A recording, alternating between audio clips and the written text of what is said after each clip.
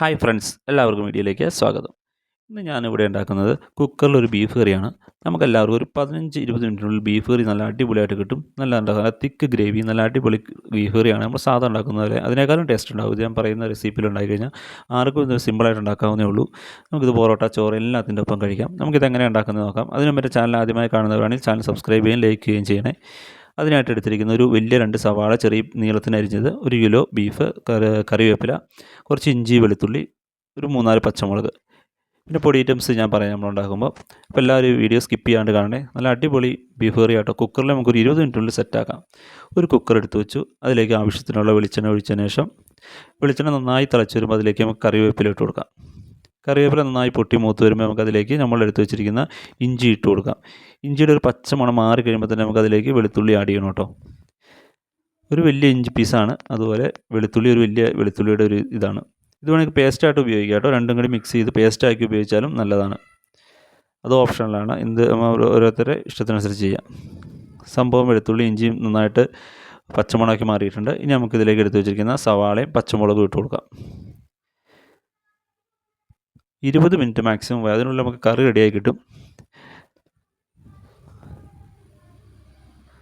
സവാള നന്നായിട്ടൊന്ന് വഴറ്റിയതിന് ശേഷം നമുക്കിതിലേക്ക് നമ്മൾ എടുത്ത് വെച്ചിരിക്കുന്ന തക്കാളി, നല്ല പഴുത്ത തക്കാളി ഇട്ട് കൊടുക്കാം.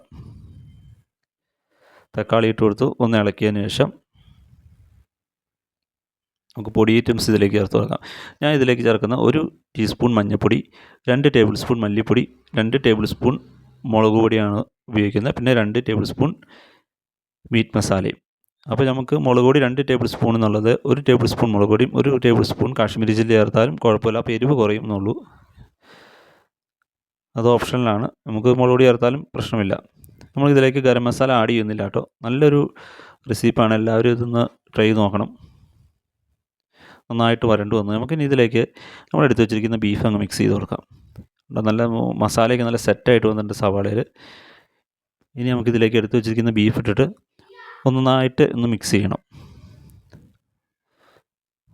നല്ല സെറ്റായിട്ട് വന്നിട്ടുണ്ട് ബീഫ്. ഇനി അതിലേക്ക് ആവശ്യത്തിനുള്ള ഉപ്പിട്ട് കൊടുക്കണം. അത് ഓരോരുത്തരുടെയും ഇതിനനുസരിച്ച് നമുക്ക് ഉപ്പിട്ട് കൊടുക്കാം. പിന്നെ വെള്ളം ഒന്ന് ജസ്റ്റ് ഒന്ന് റെഡി ആവാനുള്ള വെള്ളം ഒഴിച്ചു കൊടുക്കുന്നുള്ളൂ. നമുക്ക് വെള്ളം കൂടുതൽ വേണമെങ്കിൽ നമുക്ക് ഇച്ചിരി ചൂടുവെള്ളം ഒഴിച്ചു കൊടുത്താൽ മതി.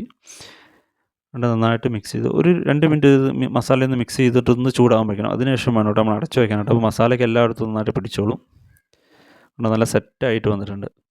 ഇനി നമുക്കിതിലേക്ക് കുറച്ച് വെള്ളം ഒഴിച്ചു കൊടുക്കാം. വെള്ളമൊക്കെ നല്ല ഒന്ന് ഇളക്കി കൊടുത്തതിന് ശേഷം നമുക്കൊന്ന് മൂടി വെച്ച് ഒരു 8 വിസിൽ, കറക്റ്റ് 8 വിസിൽ അടിച്ച് കഴിയുമ്പോൾ ഓപ്പൺ ആക്കുക. സംഭവം റെഡി ആയിരിക്കും. നിങ്ങളെല്ലാവരും ട്രൈ ചെയ്ത് നോക്കണം. നല്ല വെന്ത് നല്ല സെറ്റായിട്ടുണ്ട് നമ്മൾ സാധാ വയ്ക്കുന്നത് തന്നെ. അപ്പോൾ എല്ലാവരും ഇതൊന്ന് ട്രൈ ചെയ്ത് നോക്കണേ. എല്ലാവർക്കും എൻ്റെ വീഡിയോ ഇഷ്ടമായി എന്ന് പ്രതീക്ഷിക്കുന്നു. ഇഷ്ടമായെങ്കിൽ സബ്സ്ക്രൈബ് ചെയ്യുകയും ലൈക്ക് ചെയ്യുകയും ഷെയർ ചെയ്യുകയും ചെയ്യുക. ബായ്.